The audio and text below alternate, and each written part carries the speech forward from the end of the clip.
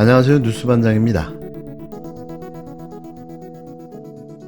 집권여당의 현직 국회의원들이 계엄을 선포해 국민들 가슴에 총불을 겨누어 구속 기소된 내란숙의 윤석열을 면회하기 위해 감옥까지 찾아가 머리를 조아리고 새 인사와 현안에 대한 이야기를 나누었는데요. 박근혜 탄핵 때도 볼 수 없는 회개망측한 헌정사상 그 유래를 찾아볼 수 없는 경고망동을 벌인 겁니다. 이는 자신들이 내란을 옹호하는 정치 집단임을 스스로 드러내 보이고 천명한 건데요. 헌정사상 이렇게 후한무치한 정치 무리들이 있었던 걸까요? 내란 수괴를 배출한 정당이 이제는 내란을 정당화하며 미화하는 데 앞장서서 떠들어대고 있는 건데요. 미쳤다는 말로도 부족한 현실 앞에 탄식이 절로 나옵니다. 내란 수괴 윤석열은 3일 서울구치소에 면회온 국힘당 의원들에게 12.3 비상계엄에 대해 국정마비를 보고만 있을 수 없어 무거운 책임감으로 조치한 것이라고 말한 것으로 알려졌는데요. 이날 면회를 마치고 나온 나경원 의원에 따르면 윤석열은 당이 하나 돼 국민께 희망을 줄 수 있는 당을 만들어달라고도 당부했다고 전했습니다. 권영세 비상대책위원장과 권선동 원내대표 등 국힘당 지도부는 이날 오전 윤석열을 면회하기 위해 경기 의왕시 서울구치소를 방문했는데요. 이날 접견에는 오선 중진인 나경원 의원도 함께했습니다. 나 의원은 윤석열 측 제안으로 면회에 합류한 것으로 전해졌는데요. 모종의 어떤 지시를 받지 않았나 하는 의심이 드는 대목인 거죠. 면회 일정에도 없던 나 의원이 느닷없이 참석하게 된 게 참 이상한데요. 권 비대위원장과 권 원내대표는 윤석열 면회 후 별다른 발언 없이 서울구치소를 빠져나왔습니다. 하지만 나 의원은 기자들 앞에 서서 윤석열의 메시지를 그대로 전했는데요. 마치 윤석열의 입이라도 된 듯 말이죠. 대통령께서는 그동안 이 줄탄핵을 비롯한 사실상 예산 삭감 이런 것으로 인해서 국정이 마비되는 그런 의회 독재로 국정이 마비되는 것을 그냥 바라만 보고 있을 수 없었다. 대통령으로서의 무거운 책임감으로 이런 조치를 하셨다 이런 말씀을 하셨습니다. 사실 그러한 부분에 대한 걱정과 우려, 국민 여러분들도 아시다시피 그동안 여러 가지 줄탄핵 또 예산 삭감, 감사원장까지 탄핵에 이르는 그런 과정을 보면서 사실상 의회가 민주당 일당 독재로 진행이 되면서 어떠한 국정도 수행할 수 없는 부분을 대통령이라는 자리에서는 무겁게 책임감으로 이 부분을 어떻게든지 해결해야 되지 않을까 이런 마음으로 조치를 하셨다는 말씀을 했고요. 우리 당에 대한 당부는 당이 하나가 되어서 2030 청년들을 비롯해서 국민 여러분들에게 희망을 만들어줄 수 있는 그런 당의 역할을 좀 부탁을 하셨고 지금 현재 그 여러 가지 국제 정세 또 세계 경제와 관련해서 대한민국 걱정을 많이 하셨습니다. 그래서 나라 걱정을 많이 하셨다 이렇게 아시면 될 것 같습니다. 나 의원의 말은 처음부터 끝까지 궤변의 연속이었는데요. 민주당의 일당 독재 때문에 계엄을 선포할 수밖에 없었다는 내란숙의 윤석열의 말을 앵무새처럼 고스란히 읊어댔습니다. 나 의원은 기자들과 만나 당이 하나 돼서 2030 청년들을 비롯해 국민께 희망을 만들어줄 수 있는 당의 역할을 부탁했다며 여러 국제정세, 세계경제와 관련해서 대한민국 걱정을 많이 했다고 전했는데요.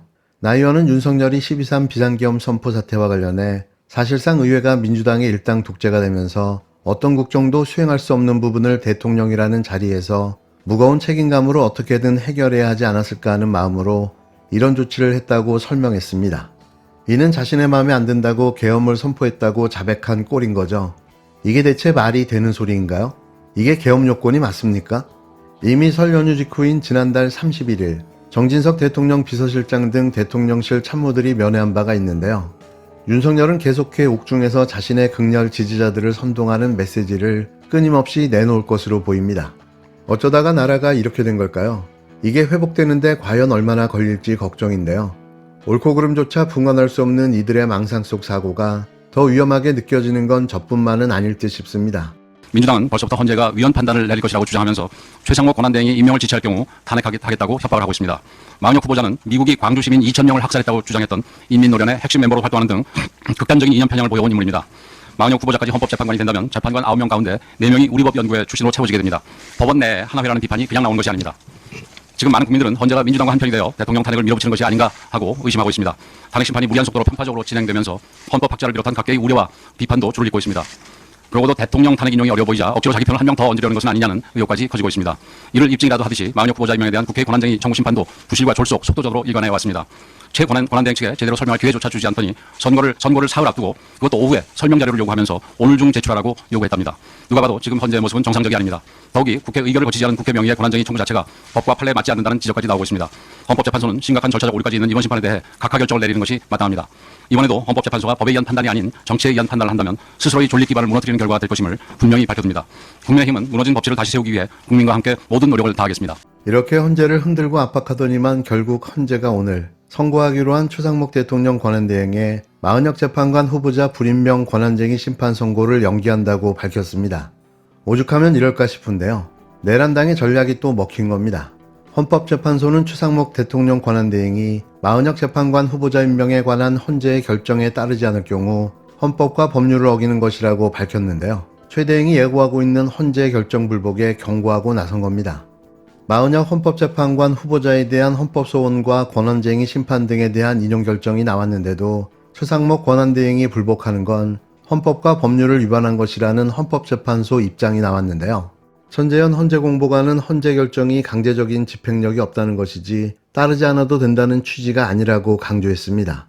다만 최 대행이 헌재 결정을 따르지 않으면 직무유기죄가 성립되는지에 대해서는 말씀드릴 사안이 아니라고 본다고 덧붙였는데요. 오늘 오후 2시로 예정된 재판관 선별 임명사건 권한쟁의와 헌법소원 선고를 앞두고 여권에서 최 대행이 헌재 결정을 따르지 않아도 된다는 주장이 나오는 데 대한 입장을 내놓은 겁니다. 헌재는 마 후보자에 대한 권한쟁의 심판 등의 선고를 오늘 오후 2시 예정대로 진행할지 여부를 오전 재판관 평의에서 검토한 결과 마은혁 재판관 후보자 불임명 권한쟁의 변론을 제기한다고 밝혔는데요. 헌법소원 역시 선고를 연기했습니다. 지난달 31일 최 대행 측은 권한쟁의 심판과 관련해 추가 심리가 필요하다며 헌재가 요청을 받아들이면서 오는 10일 변론을 재개하기로 한 데 이어 선고일을 다시 지정할 것으로 보입니다. 최상목과 국힘당 그리고 내란 수기 윤석열과 그 변호인단의 시간 끌기 지연작전에 헌재가 말려들었는데요. 과감하게 선고했어야 하는 사안이 아니었을까 싶습니다. 이게 시간을 더 준다고 해결될 문제인가요? 빠른 헌법재판관 구인 구성의 완성이 윤석열 탄핵 재판이 신속하게 처리될 수 있는 유일한 길인데요. 헌재도 정신 바짝 차려야 할 듯합니다. 최상목 대행은 내란 공범을 자인하는 것입니까? 직무정지된 윤석열의 권한을 잠시 대행하고 있는 임명직 공무원에 불과한 최상목 대행이 선출된 대통령보다 더 큰 권한을 행사하고 있습니다. 최상목은 헌법 위에 군림하는 특수 계급이 아닙니다. 그가 누구든 대한민국의 국민이면 헌법과 법률을 따라야 한다는 것은 상식 중의 상식이고 공직자라면 더더욱 헌법과 법률을 지켜야 합니다.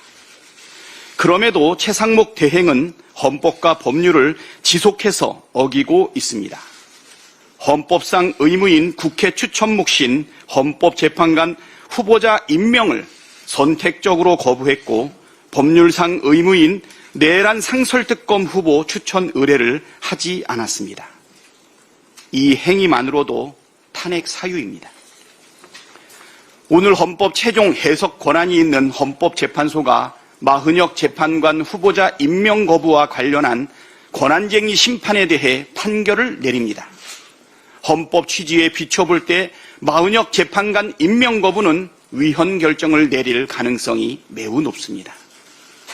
만일 최상목 대행이 헌법재판소의 결정에도 불구하고 마은혁 재판관을 즉시 임명하지 않는다면 이는 내란 공범이라는 결정적 확증입니다.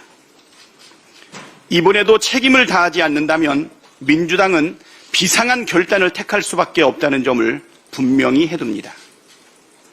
민주당의 경고가 허언으로 그친 적이 없음을 명심하기 바랍니다.